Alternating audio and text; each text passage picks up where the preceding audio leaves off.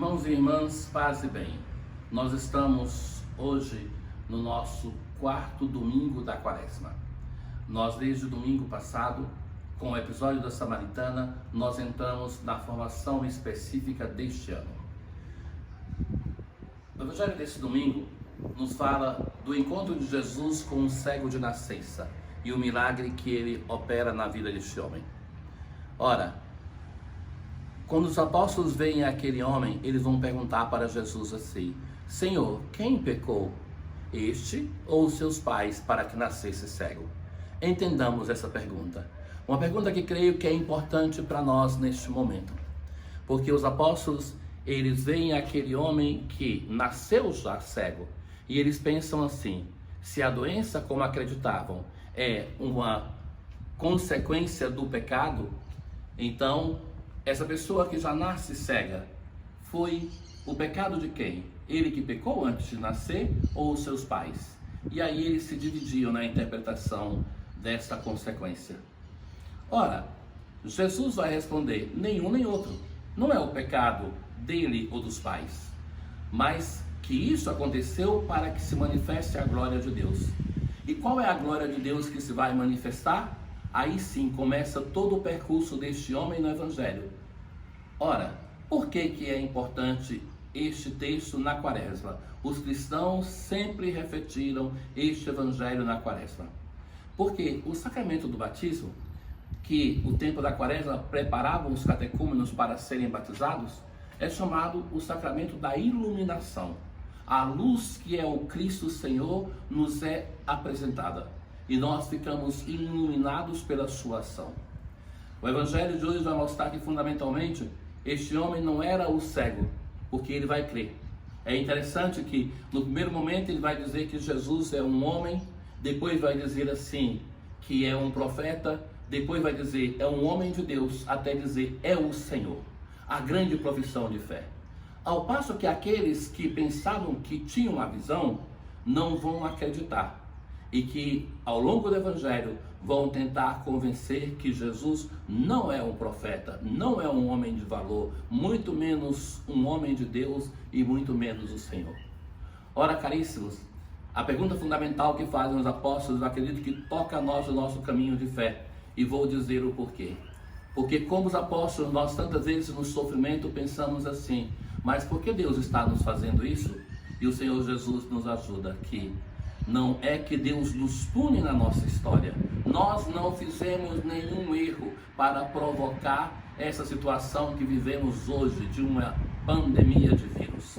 Mas que essa situação nos chama a uma resposta de fé. Não é Deus que está punindo a sua humanidade, porque esse modo de agir, de punir quem faz o mal, isso é humano, não é divino. Nosso Deus ama a todos nós. Mas, assim como para aquele homem a cegueira era um modo de manifestar a grandeza e a misericórdia de Deus, a glória de Deus que se compadece da sua humanidade, este é o momento que Deus pode manifestar a sua glória.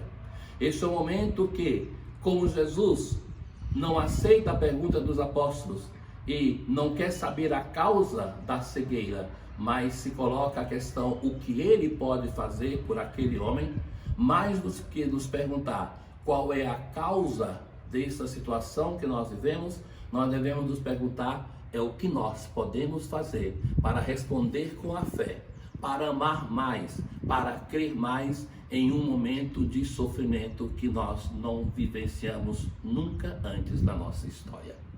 Coragem, caríssimos. O cego de nascença foi sempre apresentado como modelo do nosso caminho de fé. Como ele vai crescendo na sua relação com Deus e vai afirmando a cada vez com mais coragem diante daqueles que acusavam Jesus. E vai afirmando a sua fé com convicção até confessar: Ele é o Senhor. O título que os cristãos chamavam o Senhor ressuscitado, nós somos chamados a viver essa nossa quarentena em um crescimento de fé, para que nós também possamos ser liberados da nossa cegueira e professar que a nossa fé, que nos ajuda a vencer todo medo, é o Senhor Jesus, que é o centro. É Ele, o Senhor, que nos consola. É Ele que é o centro da nossa vida, da nossa força, da nossa esperança.